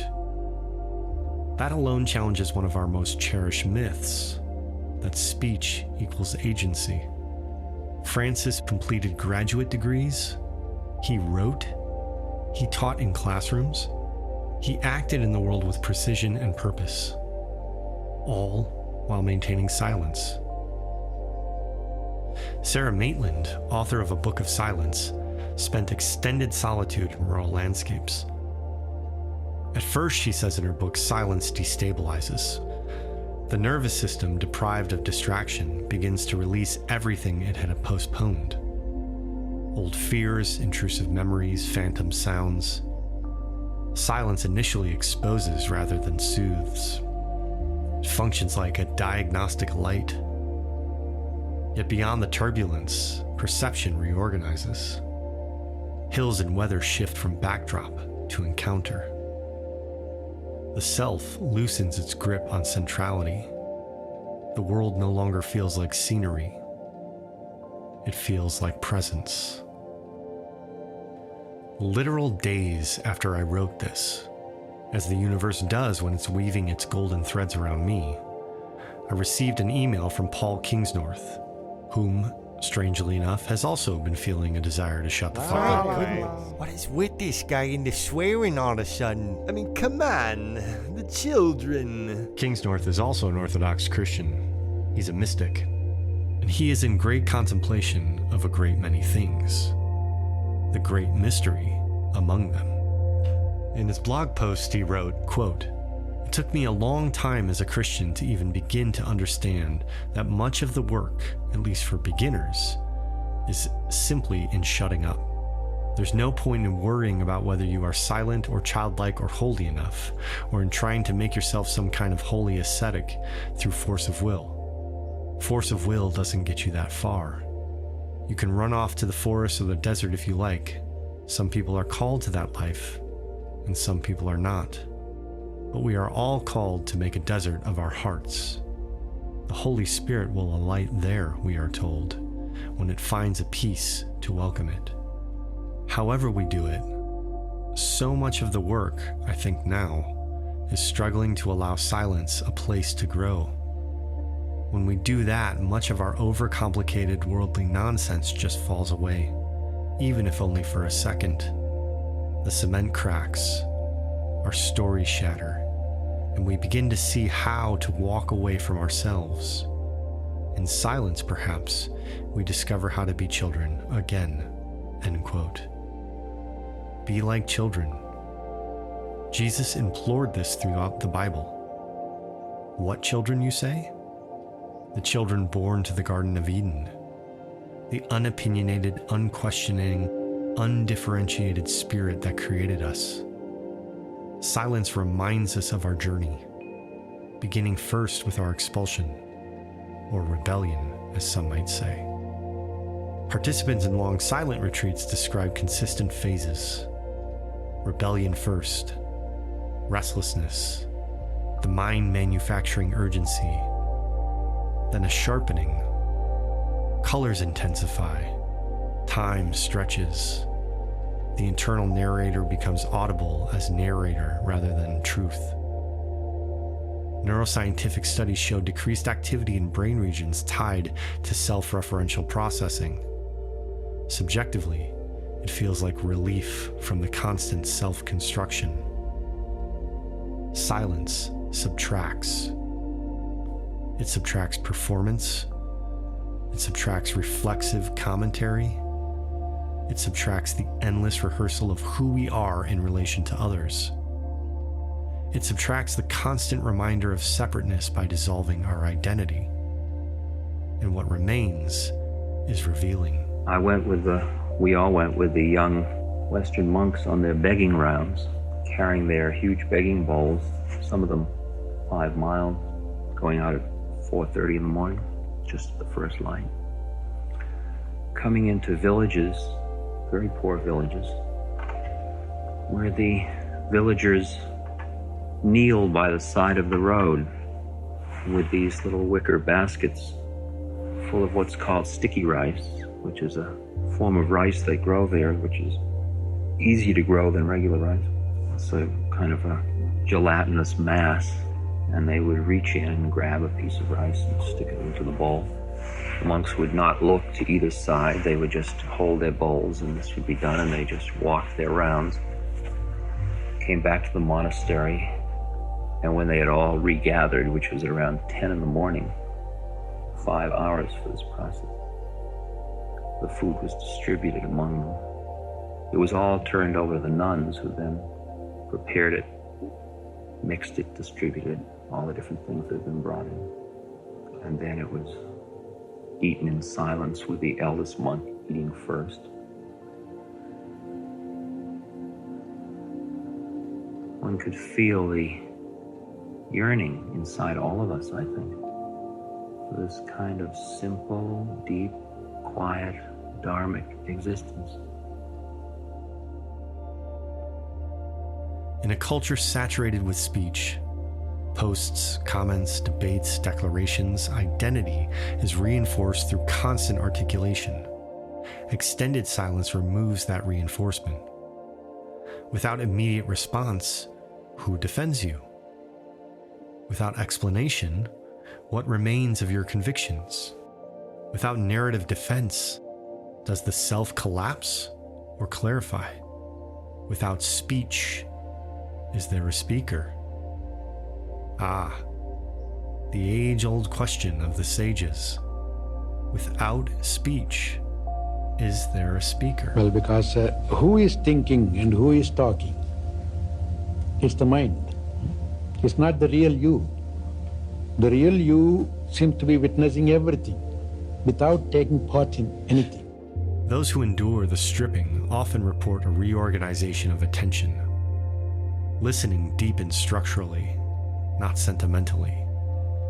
One notices how often speech anticipates its own reply. Silence interrupts those habits. It demands full reception. It interrupts the machinery of dominance. Hear that, colonialists? There's risk here, of course. Trauma researchers rightly note that silence can surface unresolved material. Grief, long deferred, rises. Memory intensifies. Silence in its pure form confronts. This is why traditional silence is structured. It is a well-crafted initiation, not an escape. And yet, those who return from extended wordlessness frequently carry a distinct quality: reduced reactivity, a longer pause before response, a diminished need to occupy narrative space. Silence exposes how much language we use to secure ourselves, to signal virtue, to assert intelligence, to fortify belonging. Remove speech, and the architecture of identity becomes visible. In the broader arc of what we have been exploring, language as the blade that distinguishes, naming as the beginning of separation, silence becomes a counter-practice of coherence. It softens hierarchy. It allows the field of aliveness to be sensed again without constant categorization. In that quiet, animism returns as a soft perception of everything communicated without words, by all beings, breathing and non-breathing alike. The boundary between observer and observed grows porous, not mystically, not theatrically, simply through reduced interference. One can hear the signal in the noise. Our information ecology is compromised by weaponized narratives and hardened identities. Extended silence subverts the noise. It interrupts the cycles of reaction. It destabilizes the economy of outrage. It withdraws participation from the machinery of fragmentation. Perhaps this is one way back toward coherence. There's no dismantling identity. By gods, perhaps we can quiet it just long enough to discover what remains when the narrator ceases to have a voice. To stand in that field again, soil, breath, presence, before the next word divides it. To once again feel the infinite mystery without immediately translating it, for it is all the infinite mystery, isn't it? Do we not always stand at the edge of something vast? Call it the great field, call it the horizon that recedes as we approach. Whatever name we give it, it remains larger than language, deeper than our doctrines, and older than our memory. It moves beneath the myths of ravens and chaos serpents, beneath quantum equations and sacred geometry, beneath temples and telescopes alike. Every culture has tried to sing to it. Some sang of a garden. Some sang of a cosmic egg. Some sang of void and vibration. Some mapped it in mathematics. Some painted it on cave walls. Each expression carries a fragment of orientation, a way of walking within immensity. None exhaust it. Myth keeps this openness alive. Explanation seeks completion. Myth keeps the horizon moving. When a story breathes, it leaves room for silence. When silence remains, culture can continue to grow. Karst reminds us that culture unfolds through undirected choice. It has no boundary lines. It belongs to participation, to improvisation, to shared meaning shaped in motion. The infinite mystery lives most vibrantly in that openness, in people willing to evolve their expressions without claiming finality. And yet history shows how quickly certainty hardens, how our propensity for evil, our tendency to want to change others around us to fit our worldview, rears itself again and again. Cultures are silenced. Languages disappear. Stories are erased. Entire cosmologies are dismissed because they fail to match the dominant narrative of the moment. When knowledge becomes a weapon, coherence fractures. When righteousness takes the throne, listening leaves the room. We are living in such a moment. Violence, mistrust, ideological rigidity, they grow wherever humility weakens. We watch nations clash, tribes retreat into hardened identities, truth splinter into competing realities.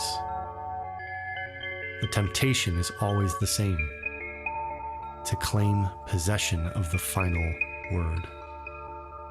But the first principle, the infinite mystery, stands as a safeguard against that temptation. To recognize the infinite mystery is to remain small in the right way, grounded, receptive, alert. It invites us to hold science and myth in the same open palm. It allows for flight, for medicine, for technology, for plants, for art, while remembering that none of these capture the whole. Each discovery reveals further depth. Each answer opens another question. Animism in this context becomes a posture of coherence. It is the lived recognition that soil and breath, Adam and Eve, mineral and mind, forest and city share one field of aliveness. It is the practice of speaking without erasing, of differentiating without dividing, of building culture through participation rather than domination. When a language vanishes, a way of perceiving vanishes. When a culture is silenced, a unique conversation with the cosmos falls quiet. The infinite mystery loses one of its mirrors. To protect coherence is to protect plurality. To cultivate humility is to protect relationship. We do not reach the horizon. We walk with it. We do not solve the mystery. We dwell within it. The invitation is simple and demanding. Look into the eyes across from you and recognize the same aliveness. Listen carefully. Relate to the earth as origin rather than backdrop.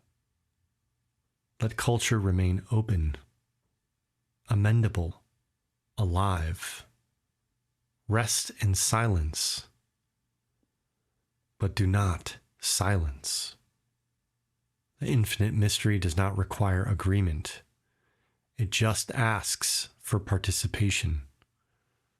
And perhaps coherence begins there, in the shared willingness to remain in wonder together.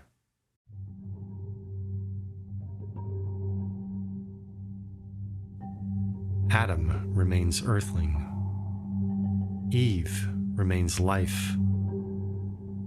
The story preserves the truth, even as it narrates fracture. It is a tale of animism remembered through longing. Arda healed, the will of the goddess of everything else. The earth still breathes. Life still pulses. Right now, humanity experiences itself as separate from both and must find its way back, not by forgetting knowledge, but by transfiguring spirit. The golden thread, then, is not that language kills spirit.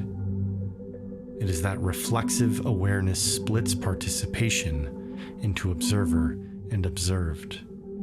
And every spiritual tradition since has wrestled with the same question. How does the earth creature, aware of itself, return to belonging without extinguishing the light of consciousness?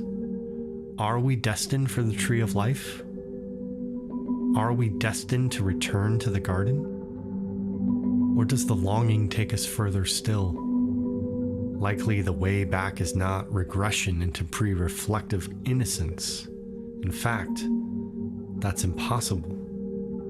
As we will discuss, likely it is learning to speak again as Earth, to name without ranking, to discern without dominating, to remember that the one who stands in the garden was always made of it. Adam is still soil. Eve is still life.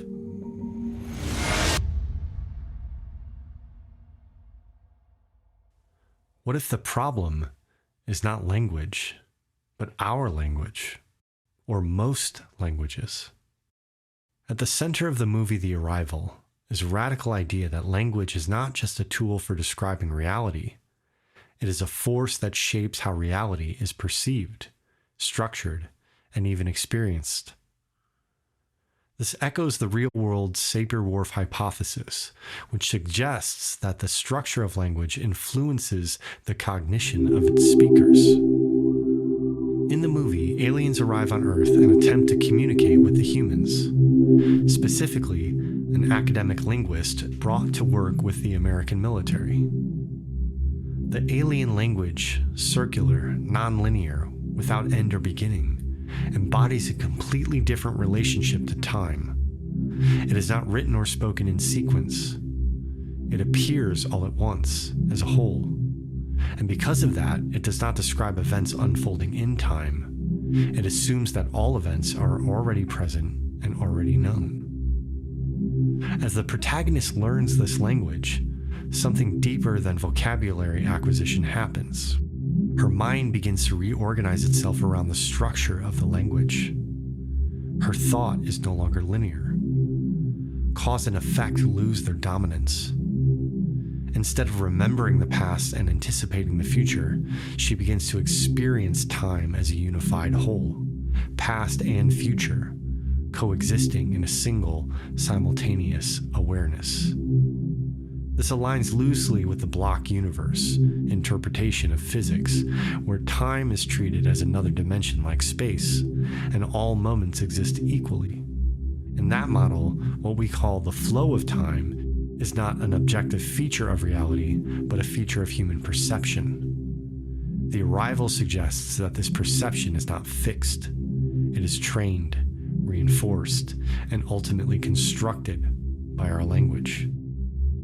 There's a quiet assumption most of us carry without ever examining it, that language describes reality, that it sits on top of the world like a labeling system, tagging what's already there. But the deeper you go, the more that assumption begins to unravel. Language doesn't just describe the world. It participates in its construction. It trains attention. It rehearses the way of seeing until that way of seeing feels like truth itself. This is the territory opened up by Edward Sapir and Benjamin Lee Whorf.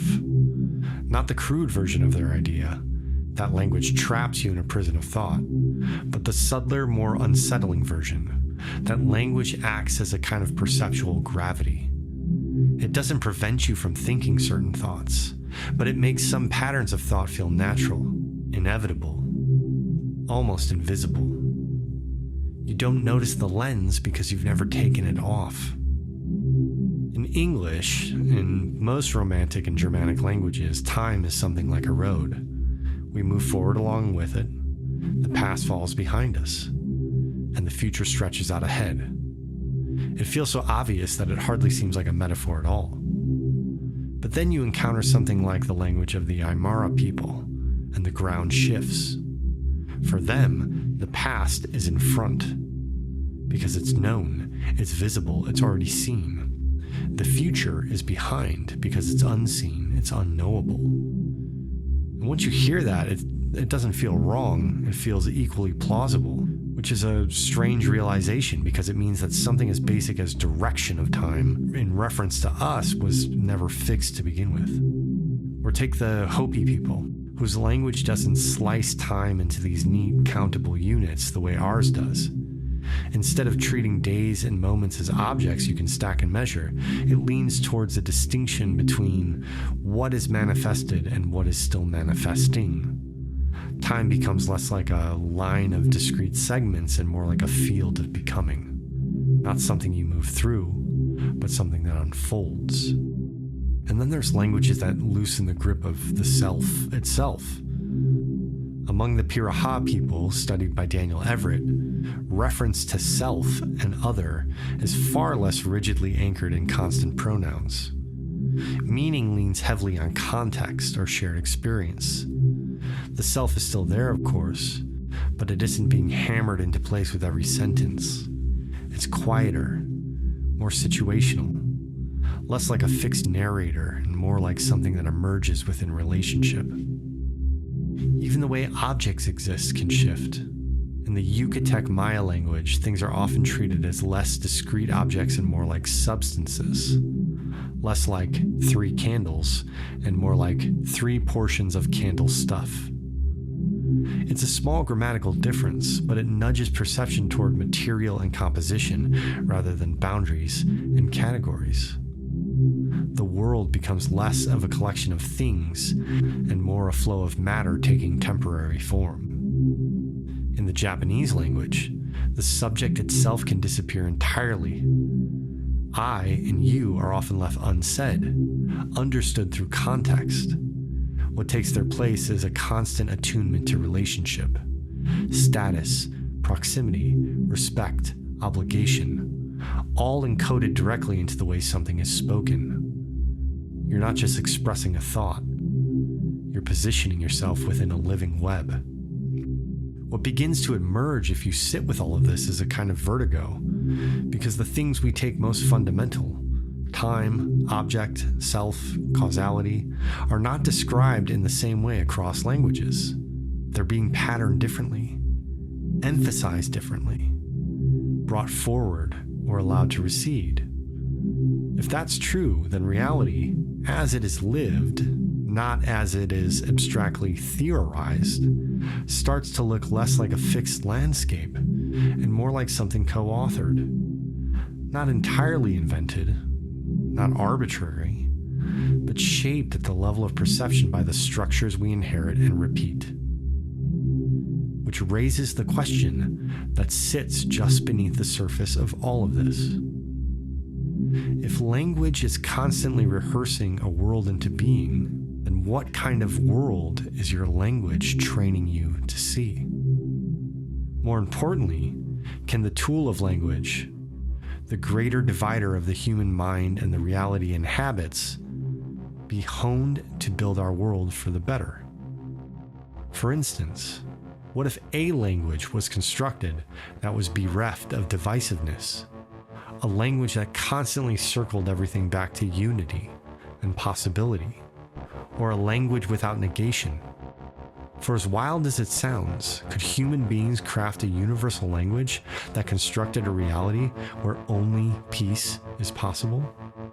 I've heard the next iteration of the human species, the world we all wish for, the new paradigm, cannot be created from within the old one. There has to be this quantum leap of some kind. That to get from game A to game B, we must eliminate game A entirely. What if it were language? What if a child never learned the idea of mine, because the idea never existed? What if words like enemy, or hate, or tyranny didn't exist? What if instead of those words there was some word that was just not yet friend? What if the word freedom didn't exist, because there was no need to name that which was evident? In the same way we named animism or Shinto, how much of what we speak into has become unattainable because we have cleaved it from our beingness? At what point did we become no longer free? I'm not asking for a literal account of history here.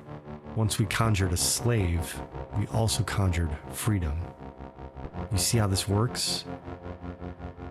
What have we conjured into the world through our language? Perhaps it's time to put some words back into Pandora's box. Perhaps it's time to reconfigure the word. Until God spoke into the void and said, "Let there be light," we were all darkness. And the darkness wasn't good or evil. It just was. Until then, the flaming sword still burns at the eastern gate to Eden. Not to mock us, but to remind us that to return to Eden is to unravel the division of our consciousness, to rise to Arda healed, to walk not with the innocence of our birth, but the hard-fought coherence with all that is. We are created by sound. We are created by the song of the universe. We are created by sound.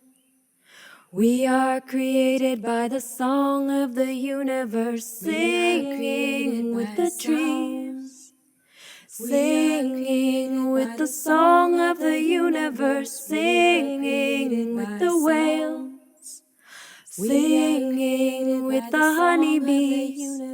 We are created by sound. We are created by the song of the universe. We are created by sound.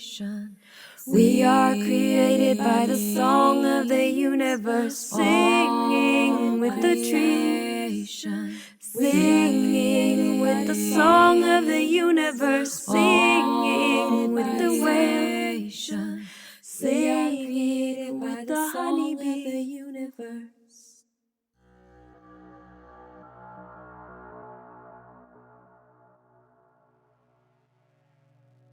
There is another thread running quietly beneath all of this. A law so ordinary we rarely notice it. The universe moves in one direction. In mathematics and cryptography, they call it the one-way function. Simple to execute, nearly impossible to reverse. You can hash data and verify its output, but you cannot reconstruct the original input. The movement goes forward. Fry an egg, you cannot unfry it. Speak a word, you cannot unsay it.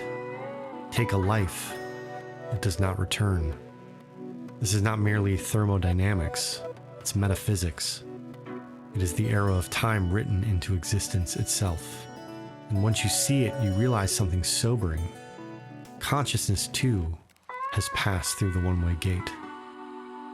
There was that moment in the myth when the fruit was eaten, when awareness turned inward, when self saw itself. That threshold did not swing both directions. Whatever that act symbolizes, reflexivity, moral discernment, abstraction, it altered the structure of experience. The garden was no longer immediate habitat. The sword turned because irreversibility had entered the story. We do not return to the pre-reflective unity any more than we return a cooked egg to shell. This is why silence matters now. This is why linguistic revolution matters now. Consider it a reverence for irreversibility. Every word enters the unfolding. Every narrative shapes the field. Every declaration hardens some contour of reality. In an age of deafening noise, amplifying division, multiplying certainty, accelerating mistrust, the one-way nature of speech becomes perilous. Nothing we say evaporates. It propagates. Meaning itself depends on this law. If death were reversible, mortality would carry no gravity. If language left no trace, conversation would hold no consequence. Complexity arises because the universe does not rewind. It accumulates. Animism, then, cannot mean a return to some imagined pre-linguistic innocence. The gate does not open backward. Instead, it becomes the practice of moving forward with coherence inside a one-way cosmos. Speaking as if words matter because they do. Acting as if relationships cannot be undone because they can't. The infinite mystery unfolds. It does not reset. And so the question becomes simple and immense. What do we add to the unfolding? We cannot unfracture history. We cannot unlose languages already silenced. We cannot retract the abstractions that have reshaped civilization. But we can participate differently now. We can have a moment to take it all in and weigh the consequence of all we have done. We can stop. Reverse? No. Stop? Always. Turns out the brake lever has been right in front of us all along. We can let silence interrupt the reflex to keep building, to keep buying, to keep innovating, to keep problem solving, keep hoarding, whatever. When we do speak, we can choose speech that binds rather than severs. We can remind everyone that we're all in it together.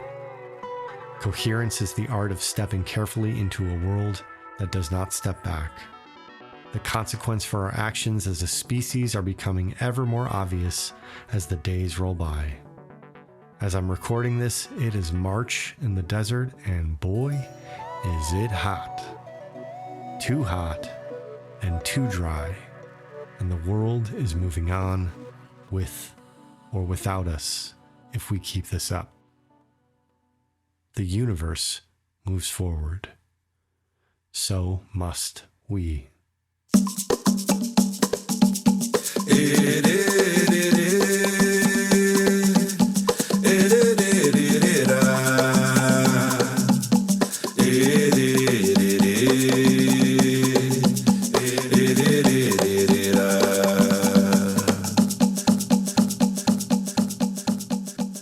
There's a harmonic principle we haven't discussed much. The harmonic principle of presence. A principle that allows us to experience the infinite mystery. It requires a silence of a kind. Presence. We're not talking about scented candles and curated meditation. We're talking about presence as willingness, as surrender, as the courage to be claimed by the moment you're actually standing in. When you sit with someone and truly hear them, something stirs beneath that exchange, a subtle knitting, a tension relaxing between two fields of awareness. You have given each other your attention. When a truth finally leaves someone's mouth after years of careful concealment, the air changes. You can feel it. The room inhales differently.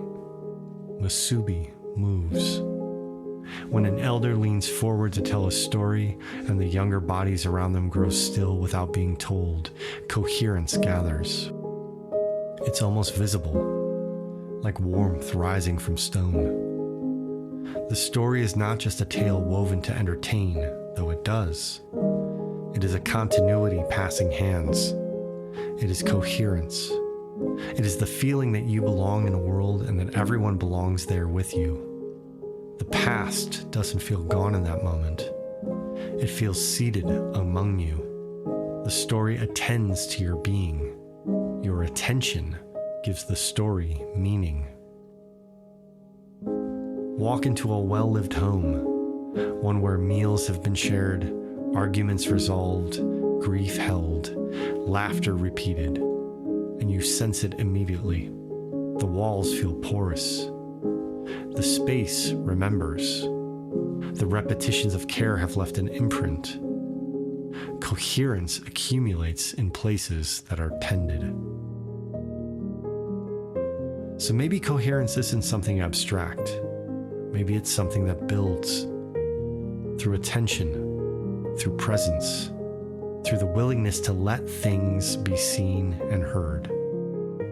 Not by forcing anything into place, just by allowing it to remain in relationship long enough for something real to form. Attention attends. Where is our attention as a species right now? Why are we paying attention to all the noise? Why does your cell phone require 3 hours of your attention every single day? Across traditions, this intuition surfaces again and again, carried in different syllables. The Vedic Rita, the Navajo Hojo, the Greek Harmonia. No force holds these worlds together. Relationship does. Pause for a moment and search your own memory. There was a time where you felt held by something larger than your private narrative. Maybe it was the ocean at dusk, horizon dissolving into sky. Perhaps it was a forest where the hush felt inhabited, or a late conversation when the words rose from a depth neither of you had rehearsed. In that instant, you recognized coherence. You were an emergent property to it. Coherence is not something we manufacture, it's something we enter. No amount of defining truth and declaring it true will bring us closer to coherence. There is no truth in silence, only awareness. Anima, Ashe, Musubi. They are not performative, despite Instagram's best efforts. They are participatory. Without intergenerational presence, your elders, innovation is a bull bucking its rider. When you sit with elders, any elders, you step into a story that began long before your name. Their pauses, their inflections, the weight behind those stories carry a pattern older than your lifetime. When you offer your full attention to someone younger, you extend that pattern forward. Repair begins quietly in these exchanges. The future mends in small rooms. Attend to beauty, the kind that feels inevitable rather than decorative. The curve of a riverbank. The grain of wood shaped by patient hands. The way a grieving shoulder softens under steady touch. In those gestures, you align with something fundamental. The universe favors joining. When this podcast began, light rested across the table. Now it has shifted. It touches a different corner. Dust motes have risen and settled again. Nothing dramatic occurred, yet coherence persisted through the movement. It waited in the beam, in the breath, in the simple act of listening. You are already woven into this. Your life threads through an ancient braid of soil and story, memory and possibility. Even now, sitting, breathing, receiving, you participate in making the world. Belonging does not require effort. It precedes it. So let this be an invitation rather than a conclusion. At some point today, notice one small thing that is already whole. A sound, a gesture, a moment of silence between the words.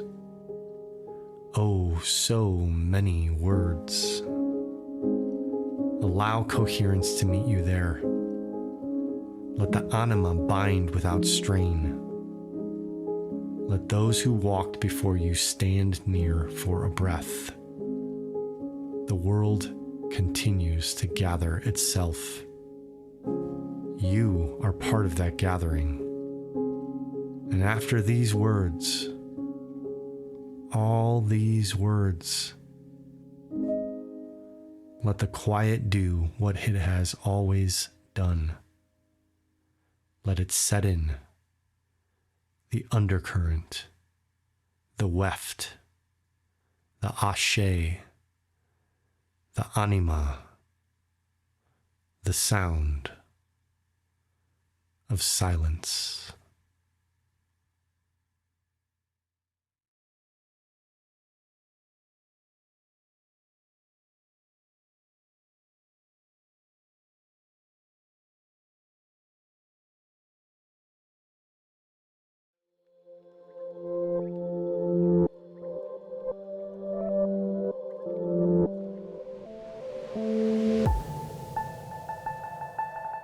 Ladies and gentlemen, boys and girls, that is our show for today. Wow.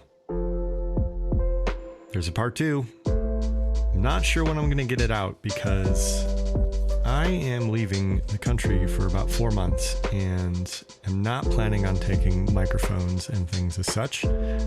So, though part 2 is written, it will probably not be produced by the time I leave, but you never know. If not, just hang tight. I haven't forgotten about you. It's going to be a while. Hopefully this episode leaves you enough to digest for a period of time. We have lots of credits for this episode, a lot of music. We have, of course, the songs Wellspring and Maninkari by Coyote, the song Vimana by Azira, the song I Hear the Silence by Mattia Kali, the song Greenfields by Brock Hewitt, the song Fireflies by Ambient Boy, the song Chidori no Kyoku by Satomi Saiki and Alvin Takegawa Ramos, quotes from Ram Dass, some live handpan by yours truly, quotes from Stephen Jenkinson's Come of Age, quotes from Nuremberg David's Animism Revisited, references to James Frazier's The Golden Bow, references to Byung-Chul Han, who I think I'm going to start referring to as BCH. BCH is the disappearance of ritual. References from the Nihon Shoki and the Kojiki. References to Maurice Merleau-Ponty's The Phenomenology of Perception. References to Graham Harvey's book Animism, Respecting the Living World. References to David Abram's The Spell of the Sensuous, which I might have to do a whole episode about because it is an amazing book. References to Finite and Infinite Games by James Carse. To Sara Maitland's A Book of Silence. References to Paul Kingsnorth's blog, The Abbey of Misrule. References to the movie The Arrival, which is based on an amazing short story by Ted Chiang called The Story of Your Life. References to Edward Sapir and Benjamin Lee Whorf's ideas on language. And of course, quotes from the book of Genesis, the New International Version Bible. That's it, my friends. As always, please visit infiniteharmony.org for transcripts. Still working on finding a solution for our forum. Please donate to the podcast and to the church if you are able. Please become a monthly member. You can go to our website, infiniteharmony.org, to go through that process. Your donations support this podcast and support the church and its mission to protect Mama Gaia and steward this land in a good way. All right, my friends, I'll see ya when I see ya. Peace.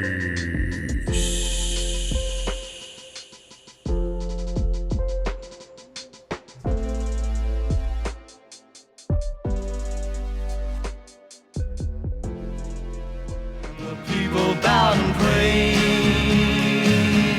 to the neon god they made, and the sign flashed out its warning in the words that it was forming.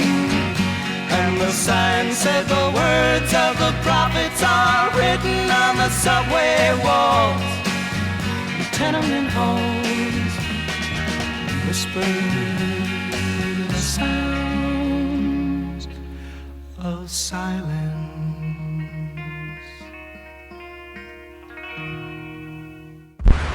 When a language vanishes, a way of perceiving and vibration. Something.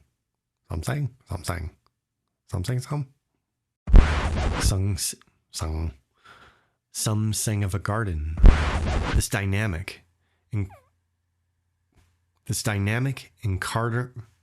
Oh my goodness.